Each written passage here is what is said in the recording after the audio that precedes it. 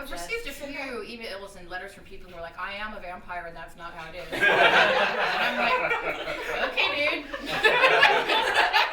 She is an Nosferatu. Thank you so much. Thanks to that. I'm like, well, you know, I'm just guessing here.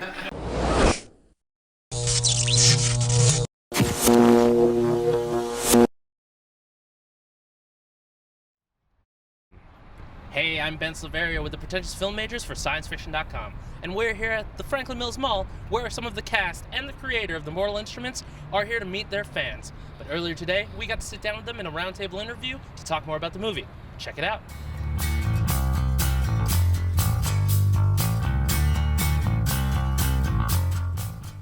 Should people read the book before they see the movie?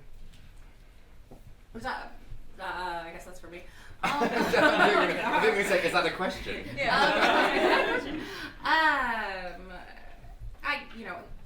I tend to read books before I see the movie. I like to, compare the differences, but I don't want to be prescriptive about it. I mean, I think you can see the movie and enjoy the movie without ever having read the books. It's definitely meant for non-readers as well as the people who are intimately familiar with the books. For those who know them really well, there's some in jokes and stuff that you'll get that you might not get if you'd never read them. Yeah, I think Harold was very adamant that this had to be Harold's our director, by the way. He was very adamant that this had to be a standalone piece of art, aside from the books. And yes, of course, obviously, we are, we're basing our story on the books, but we have to condense that, and we have to make sure that the characters stay true. But also, this has to be something that is accessible to the masses, not just solely accessible to die-hard fans.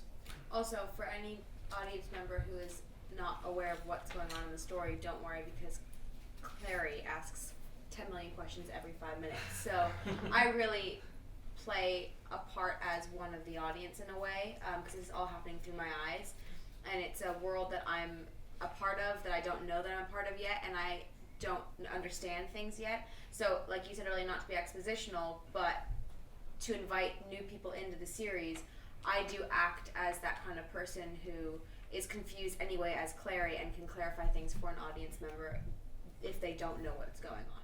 How hands-on were you with the adaptation process?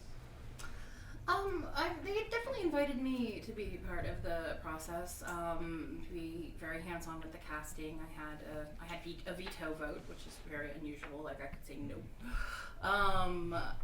to actors and whatnot, and I was very involved with like the production design and the look of the movie, and somewhat involved with the screenplay, although less so with the other aspects of the film. So I do feel like I know the film pretty intimately, and that they certainly invited me to be part of it much more than they were required to. I have no legal role as regards to this movie. I'm not a producer or anything like that. I remember a story that I think was Steve Kloves, who adapted all the Harry Potter books, mentioned when he was working on one of the scripts. He said, I think we're going to cut this little bit, and J.K. Rowling was like, no, when you get to book 7, you're going to want that there. So was there anything like that where you kind of said, you might want to add this back in? Well, there were a few things where I'd say you need to add this in, it's going to be really important later, or you can't cut this, it's going to be really important later.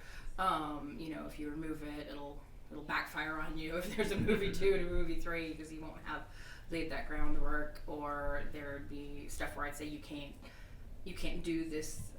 Actually, I think literally the first day I showed up on set, they were like, we're going to show you Jace's outfit. And they like pull it out, and it's like this great vest and whatnot that's decorated with runes. And I was like, you can't use that rune. It's not invented. Yeah, it was the wedded rune. It was the wedded rune, right? There was the wedded rune. Yeah, I was like, it hasn't been invented because Claire's power is inventing runes. And I was like, this rune hasn't been invented. She invents it in the second movie, so you can't use it. And I think Joe was also in the same position that Cassie was in when they started the Potter. I don't think Joe had even completed the Potter series when they first started. Right. So not done. Oh no, because I waited in line for those books. Well, exactly. I did too. So she's not done, and you have to kind of tell the screenwriter often. I'd be like, this is actually going to be important in books that aren't written yet. So I'm really thinking put it was that the back Dobby in. bit from Yeah, the earlier and books I think that they were like, we want to cut that, Yeah. and she was like, no, it's going to be important later. So they're There was actually one thing that had been written where I was like, you can't do that because it'll blow up on you later. Like I was very like adamant, and they were like, okay, we had to like kind of restructure it. Well, I mentioned I tweeted yesterday how I was coming to interview all of you, and I don't think I've ever got so many responses before. People are really excited about this movie, and so I was curious for each of you, what was the book to film adaptation that you were really excited for? That like you're like, I hope they don't mess this up. Or... Lord of the Rings. My favorite books, which are the people who actually Unique Features is Michael Shea and Bob Lynn, or Bob Shea and Michael Lynn. Bob Shea. Yes, I always mix their names up, but they were producers on Lord of the Rings, which is kind of why I sold them the rights, because I was like, well, they did that and they did a good job. So okay, they know fantasy. Harry Potter all the way. I wanted to be Hermione. I wanted to be Hermione so bad. But I think with that cast again, it was just I perfectly cast everything about it, like the depth of it, the feel of it, the production value, the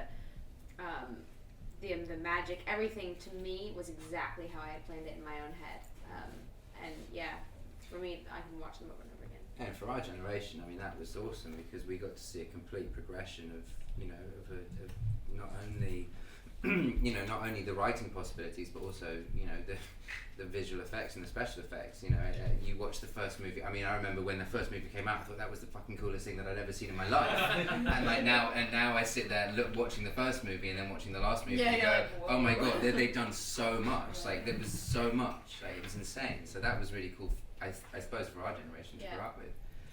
My adaptation would have been On the Road. Kerouac's On the Road for me was a seminal novel. It was sort of the point in time, like I love Salinger and like I love to read, and I sort of never really got into American literature. I was very much sort of into Wordsworth and romanticism and all that kind of stuff, and then I read On the Road and it was insane. So when they made the movie, I was like, oh my god, I either want to be a part of this or I hope that they do well, and it killed it. Like they were great. It was an awesome film.